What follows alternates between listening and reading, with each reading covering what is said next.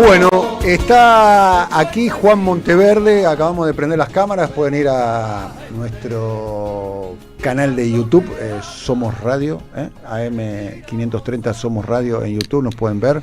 Juan, primero, bienvenido acá a nuestro programa, ¿cómo estás? Buenas, ¿cómo están? Muy bien, después de... Este es un año donde tuviste varios procesos electorales. Sí, ¿no? Fuimos a las PASO de concejales, general de concejales y constituyentes. O sea, sí. Yo también encabecé la lista en toda la provincia, donde, vale recordar, también le ganamos la Libertad Avanza. O sea, le ganamos en la provincial de constituyentes y en la local de concejal. Y dicho sea de paso, en 15 días tenemos la tarea de hacer una constitución. Empieza... En 15 días empieza la constituyente. Sí. Tenemos varias cuestiones para analizar. Bueno, primera cuestión, ganaste en Rosario, por primera vez vos fuiste en un frente donde están integrados diferentes fuerzas políticas, donde están integrados diferentes fuerzas políticas también del peronismo, más allá de que había otras decisiones del peronismo por afuera, y es la primera vez que gana la oposición en Rosario, ¿no? Porque en Rosario venían de los socialistas. Hace 30 años, 24 más precisamente, sí, que la oposición no ganaba una elección en Rosario. Gobierna el mismo frente hace 40 años, o sea, de la vuelta de la democracia, se alternan en el poder socialistas y radicales, y hacía 30 que la oposición no ganaba una elección. Por eso tiene una significación para nuestra ciudad enorme, porque se rompió esa idea de que parecía que solamente había una fuerza capaz de gobernar la ciudad, y después la significación en términos nacionales. Digo, para mí es un orgullo que la ciudad de Rosario, la segunda ciudad de la Argentina, sea la primera en ponerle un freno al modelo de Milei, porque ellos, después de la victoria en la ciudad de Buenos Aires, el propio presidente dijo, ahora la tarea es pintar de violeta todas las ciudades y todo el país. Lamento informarle que llegó hasta Rosario y en Rosario le pusimos... En Rosario no sucedió. Hubo elecciones en toda la provincia. Ahí tenemos unos números como para analizar. Con Jorge, acércate por favor al micrófono. Sí, Dani. Ganó Juan Monteverde, ganó Juan. Después el segundo salió... segundo salió Aliar. A 2 puntos Aliar, la Libertad Avanza, y tercero, en un esquema casi de tercios, podemos decir, salió la candidata de Puyaro, en un esquema donde queda mucho por crecer. De Puyaro y de Hapkin. Y de Hapkin. El actual intendente. Por crecer, porque hubo muy baja participación electoral, un punto por debajo del 50%, algo que no había ocurrido, que no veníamos viendo, 48% de participación, más baja que en la anterior, y con ausencia, que yo sospechaba, pero un poco estaba testeando con Juan fuera del aire, de gran masa de los sectores populares, ¿no? Están cada vez menos representados. Ya no... El ausentismo electoral es el dato número uno, ¿no? Sí, yo creo que hay dos. Una, para completar esa idea. Nosotros sacamos 30 puntos, o sea, le ganamos el mismo día al intendente, al gobernador y al presidente. Digo, eso es lo que teníamos enfrente. E inclusive hubo dos candidatos que en otra época se presentaban por el peronismo, que fueron por afuera y sacaron entre los dos 10 puntos. Que si hubiesen participado en nuestra primaria, como lo invitamos, y que ahora lo invitamos a sumarse, hubiésemos ganado por 40 puntos. Que digo, es Roberto Zuckerman y Cavatorta. Sí. Por lo cual, digo, hay un 40% de votos de este espacio, lo cual es una victoria muy, muy contundente. Y después está esto de que la mitad de la gente no fue a votar. Entonces ahí creo que tenemos como dos desafíos. Yo vengo insistiendo hace mucho, desde que ganó Milei, vengo insistiendo que en Argentina no hay un proceso de derechización de la sociedad. No. Que no es que nos fuimos a dormir creyendo en la justicia social y nos levantamos creyendo en la escuela austríaca. No es eso. No es un proceso ideológico, sino que es un proceso de crisis de representación política. Y esto que parece una distinción de diagnóstico es fundamental para ver qué hacemos en la práctica. Entonces, y creo que estos números de la cantidad de gente que no fue a votar, lo que muestra es que hay una mayoría que no se siente representada, pero que esa mayoría no está de acuerdo con el rumbo general de las cosas. Entonces, es una mala noticia que la gente no vaya a votar, toda esa gente, pero a su vez es la tarea que nos toca ahora. Yo lo dije en el escenario. Debo decir, uno de los pocos referentes políticos que ganan una elección y dicen, che, la mitad de la gente no fue a votar. Digo, una democracia donde la mitad de la gente no va a votar es una democracia que no funciona. Y no hay que mirar por otro lado. Entonces, nosotros tenemos una ventaja. De la mayoría que fue a votar, la mayoría nos eligió a nosotros. Entonces, la mitad del trabajo está hecho. Falta la otra mitad. Hay que ir a buscar a esa mayoría que no se siente contenta con el rumbo de las cosas, que hoy le está pasando mal, que tiene bronca, tiene angustia, pero que todavía no ve quién la represente. Si vamos a buscar a esa gente y la sumamos al proyecto, hacemos que la victoria sea irreversible y empezar a hacer las cosas de otro Ahora, modo. perdón, en cierto modo, el hecho de que la gente no vaya a votar, ¿no es un triunfo de la antipolítica de la Libertad Avanza? Yo creo que en realidad es un triunfo involuntario de todos los que gobernaban hasta ahora. Esto es así. O sea, si la gente se queda en la casa es porque hasta ahora ve que, lo que está discutiendo la política, lo que pasa ahí arriba, no tiene nada que ver con mi vida cotidiana. Yo siempre uso una frase de sabiduría popular y de sentido común que para mí lo grafica de la mejor forma. Cuando alguien le dice, mira, gane quien gane las elecciones, yo al día siguiente me tengo que levantar a laburar igual.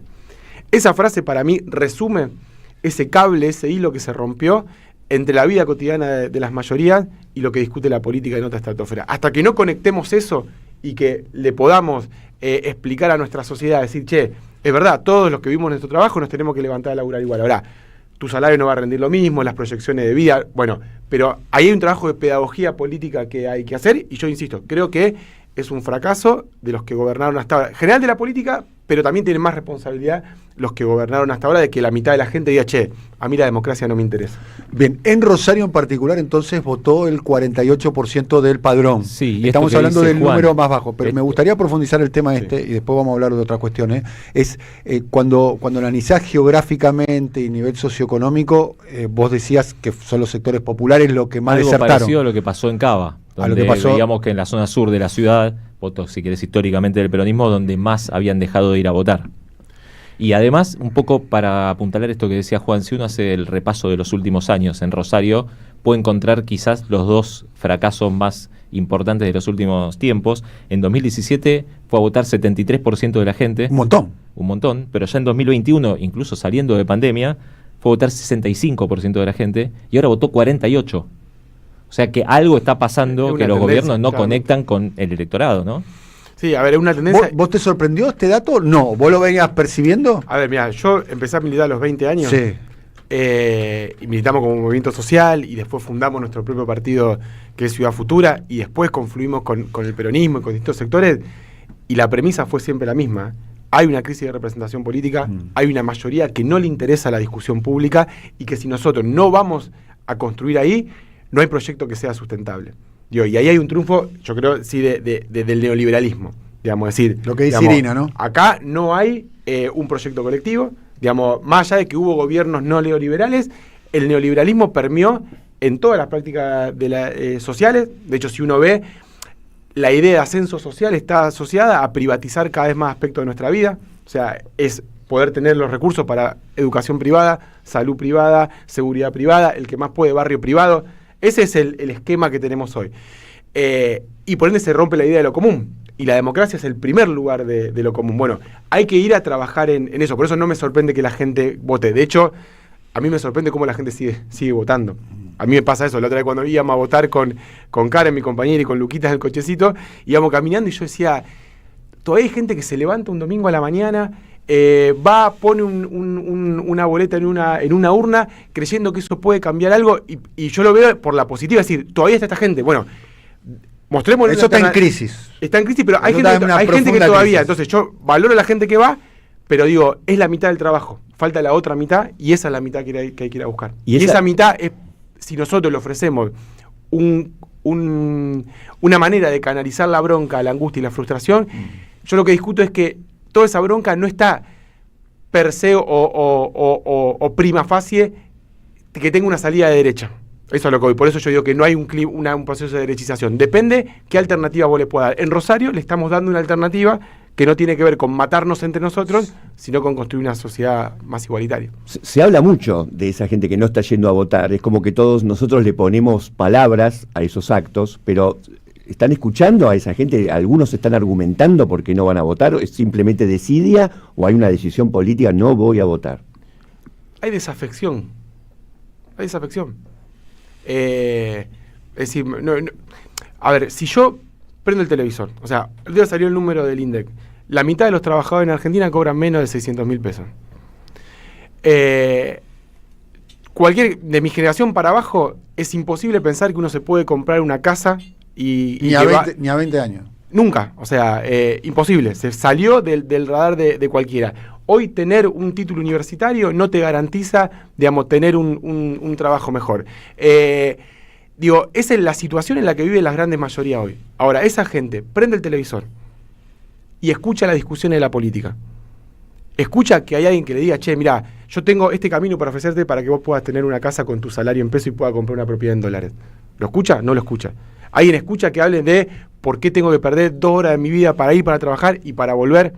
Digamos, ¿cómo hago para vivir más tranquilo? Todos los problemas de la vida cotidiana no están presentes en la agenda pública de la política. La agenda de la política son los problemas de los políticos.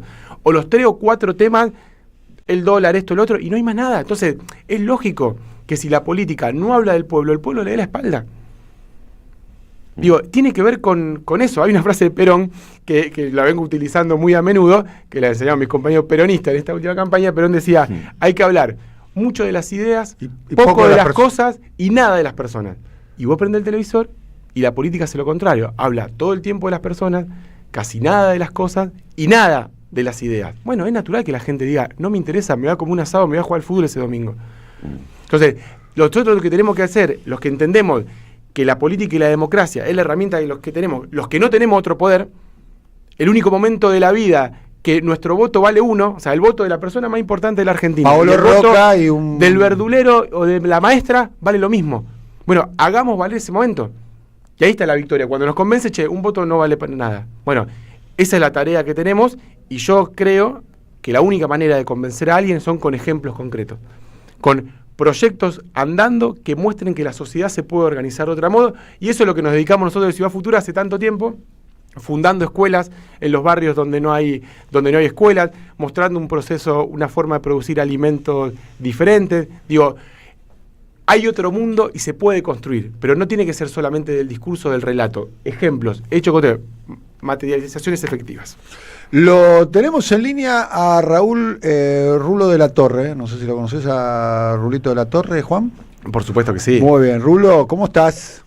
Bien, muy bien. Un abrazo enorme para Juan. Todo bien. Bueno, tenés una novedad que tiene que ver con la elección en Santa Fe y con Juan. Esto no está chequeado, no sé qué va a pasar. No sé qué va a pasar ahora. Te vas a sorprender. No. Sí, creo que supongo que no tiene... No es un breaking news. Sí, breaking news. Tal cual. La novedad seguramente Juan no la tiene todavía, pero fue este fin de semana. No es esta la novedad, pero vamos a dar un poco el contexto. Este fin de semana fue muy intensa los intercambios de llamada entre el Ministerio de Economía, tanto con Washington como Nueva York, después del informe del JP Morgan, advirtiéndole a sus clientes que es momento de sacar la plata de la Argentina, de ir sacando las ganancias del carry trade y no esperar demasiado porque la cosa se iba a complicar. Obviamente la primera reacción, ayer algo comentábamos de esto, de viernes y sábado de Caputo, del Ministerio de Economía, fue preguntarle a los de allá por qué hicieron esto, nos mataron, y la explicación que estaban dando desde el JP Morgan es que bueno, que había razones para sospechar que el gobierno no le estaban saliendo bien las cosas y se empezaba a complicar. Esto siguió durante el fin de semana y el dato que tengo para compartirlos, y le digo que me lo pasa alguien que tiene mucho que ver con el JP Morgan. Yo les diría que es parte del grupo JP Morgan, es lo que ellos llaman las entidades colaterales, que serían así, nosotros las llamaríamos filiales o firmas dependientes del JP Morgan, que me comenta que el dato contundente del lunes, que el mensaje que se vino de Estados Unidos a Caputo fue: ¿y cómo explican la elección de Rosario? Porque la discusión venía que Caputo sostenía que tenían todo bajo control y desde el JP Morgan le decían, no tienen todo bajo control, se ve que tienen complicaciones. No, porque esto, por el otro. Bueno, el lunes el dato contundente que creo que quedó sin respuesta de este lado fue: ¿cómo explican la elección de Rosario? Repito, esto dicho desde Nueva York, nada menos que por el JP Morgan, que venía de hacer un balance lapidario el viernes en cuanto a las condiciones del equipo económico y su programa en marcha.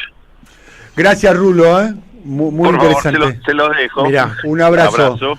Un abrazo. Bueno, no sabía, mientras iba hablando, no sabía cómo eso derivaba en Rosario. Pero además se ganó en varios departamentos, ¿no? Se ganó en Santa Fe, Rosario, las dos No, ciudades. ganamos en Santa Fe, ¿no? Ah. Si hubiesen ido juntos los dos candidatos, se hubiese ganado, pero ganamos. No solamente en Rosario, sino en todas las ciudades del área metropolitana. Baigorra, Villa Gobernador Galvez, Pérez, Santo Tomé, San Lorenzo. Santo Tomé, San Lorenzo, y todos, gente joven y nuevos liderazgos, todos. Todos. Digo, hay una nueva camada, hay una nueva generación que está tomando la posta, y eso es una gran noticia que quizá pasa lejos de acá, de Capital y el Gran Buenos Aires, entonces pasa lejos del escenario público del poder, pero hay una nueva generación que... Quiero preguntarte, ¿te llamó o conversaste la noche del domingo con Cristina Elizabeth Fernández de Kirchner? ¿Cómo fue ese diálogo? Si lo podés contar, lo que puedas contar. No, sí, la verdad fue una charla bastante profunda, en términos que no fue de la coyuntura electoral, obviamente. ¿Cuánto tiempo hablaste? Nos felicitó, sí, hablamos un ratito ahí por ¿Cuánto teléfono. hablaste? ¿15 minutos, 20? Sí, más o menos. Más o menos. O sea, no es que te felicito, ¿cómo andás? ¿Todo bien? Hablamos. No, o sea, 20 minutos. Sí, hablaste estaba justo atrás del escenario, terminé de hablar, me fui atrás del escenario al camarín y hice las notas ahí con los medios, ahí tenía un mensaje que... ¿Es la primera vez que hablas con ella? Sí. ¿Es la primera vez que hablas con ella? ¿Nunca habías hablado con ella previamente? No. Y me parece interesante porque discutimos sobre esta cuestión de la crisis de representación. Discutieron. Discutimos, charlamos. Conversamos. Debatieron. O sea, un poco preguntó cuál era la situación con respecto al ausentismo en Rosario. Yo le di mi análisis que vengo sosteniendo hace tanto tiempo sobre esto. Y fue como muy profunda en ese sentido, no tanto de táctica ¿Coincidís electoral. con lo que te dijo ella?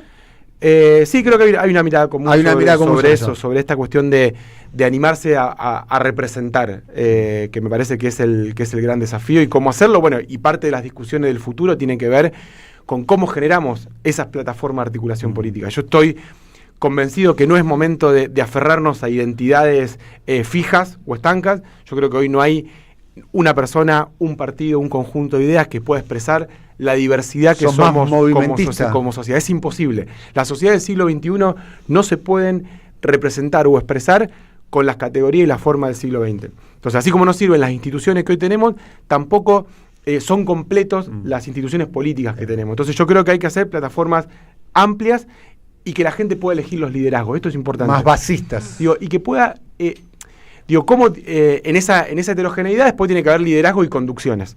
Bueno, yo soy un convencido que hay que buscar los mecanismos democráticos donde vote la gente y elija dentro de esas sensibilidades, de esas miradas, cuál es la que conduce o la que guía, digamos, los destinos, pero que sea la gente la que lo elija. Por eso soy un defensor de las PASO a ultranza. Muy bien. Vos no tenés una referencia nacional, Juan. No la tenés en Axel, no la tenés en Graboy, no la tenés en Cristina.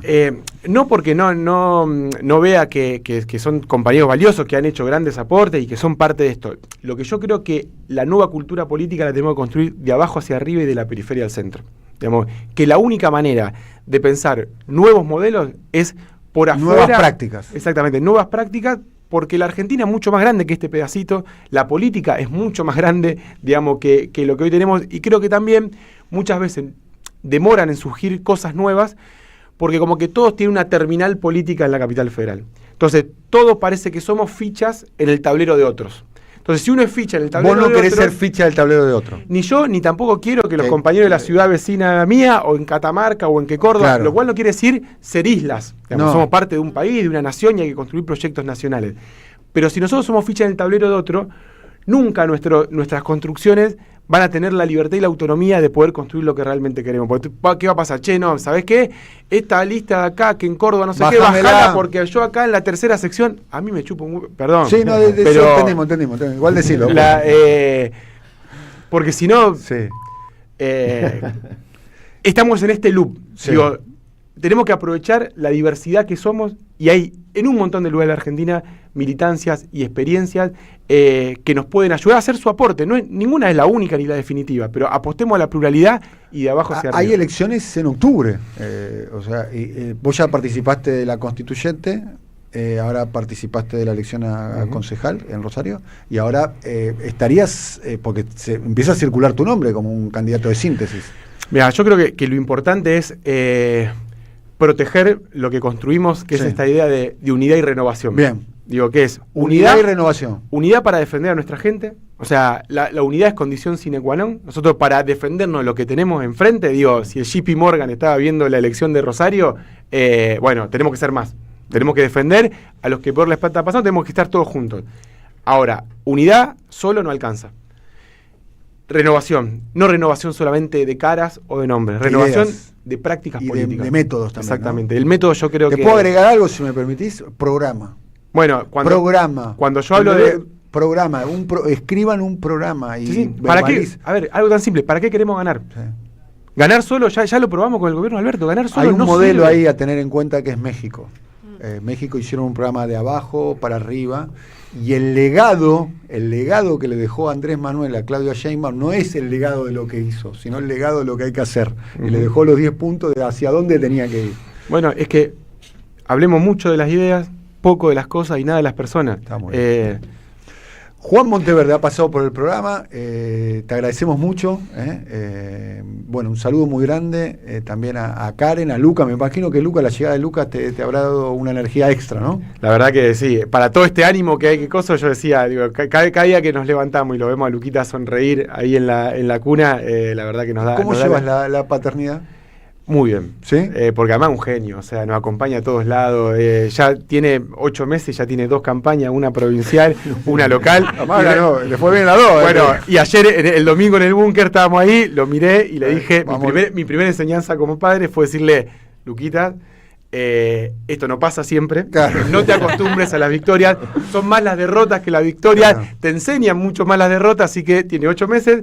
Elección ganada, pero que no se acostumbra a esto, que no es lo común. Por lo menos los que queremos cambiar el mundo, generalmente perdemos elecciones. A veces ganamos. Ese es un detalle muy importante a tener en cuenta, ¿no? Una enseñanza muy exactamente, valiosa. Que a veces cuando nosotros leemos la historia, estamos del lado de los que perdieron de alguna manera, ¿no? Estamos del lado de Mariano Moreno. Como decía Lelutier, perdimos otra vez. Claro, estamos del lado de Rosa exiliado, de Perón, de Irigoyen. Pero el panorama en Santa Fe, si uno repasa, es positivo para lo que viene en octubre. De las 10 ciudades más grandes de Santa Fe, en 6 ganó el peronismo, y en cantidad de votos en los 10. Vean si pueden encontrar. El gobernador y el intendente están armando una ficción, una manera de mostrar los datos para mostrar que ganaron cuando la derrota es total.